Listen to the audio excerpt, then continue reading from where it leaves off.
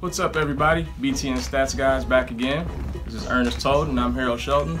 And Ernest, we've been waiting all year. It's finally here. Penn State, Ohio State. It's a lot at stake in this one. Yeah, we have Big Ten title game implications, college football playoff implications, Heisman hopefuls, and two of the best coaches in the Big Ten. Should be a big-time matchup. And we know the Floyd of Rosedale's on the line in Iowa City. We know Michigan State's trying to start 5-0 for just the fourth time ever. We know Wisconsin's trying to win their 22nd straight game against an unranked team. But you know why we're here. It's the game of the year in the Big Ten, so let's dive in.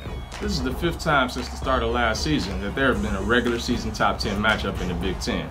Including this game, the Buckeyes would have been involved in each of the last four, winning the previous three. This is the first time Penn State has been involved in a top 10 Big Ten matchup in the regular season since 2008 when they won in Columbus. We got a red-hot Ohio State offense against a stout Penn State defense. Ernest, what are you looking for in this matchup? Like you said, offense and lots of points on the board.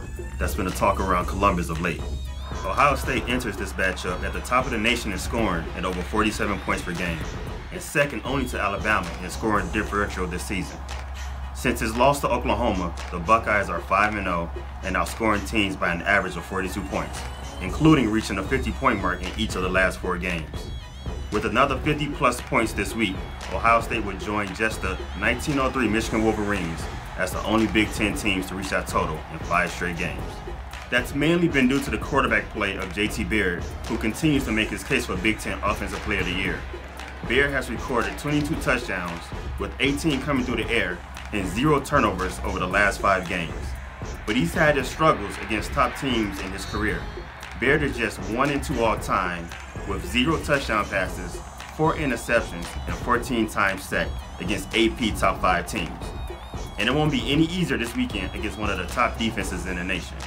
Penn State has won the battle up front all season, leading the Big Ten in sacks and tackles for loss. And its conference-high 18 takeaways are its most over any 7-game span since the 1993 season. The Nittany Lions also enter with the nation's top scoring defense, allowing just 9.6 points per game. One reason the Nittany Lions have been able to keep teams off the board has been their ability to keep teams from inside their own 20-yard line. Opponents have entered the red zone against Penn State just 12 times this season, which is tied for the 3rd fewest in the nation. Perhaps something will have to give as the Buckeyes have lived in the red zone with an FBS high 42 chances this season. As we know, Ohio State's defense is just as good, but they're going to have a tough task of their own. Yeah, Ohio State's defense won this matchup last year, holding Trace McSorley to 8 for 23 passing, but these Nittany Lions seem even more dangerous in 2017. I'm looking to see how the Buckeyes handle Saquon Barkley and Deshaun Hamilton in space. Hamilton leads the Big Ten with 13 catches of 20 yards and did most of his damage out of the slot last week.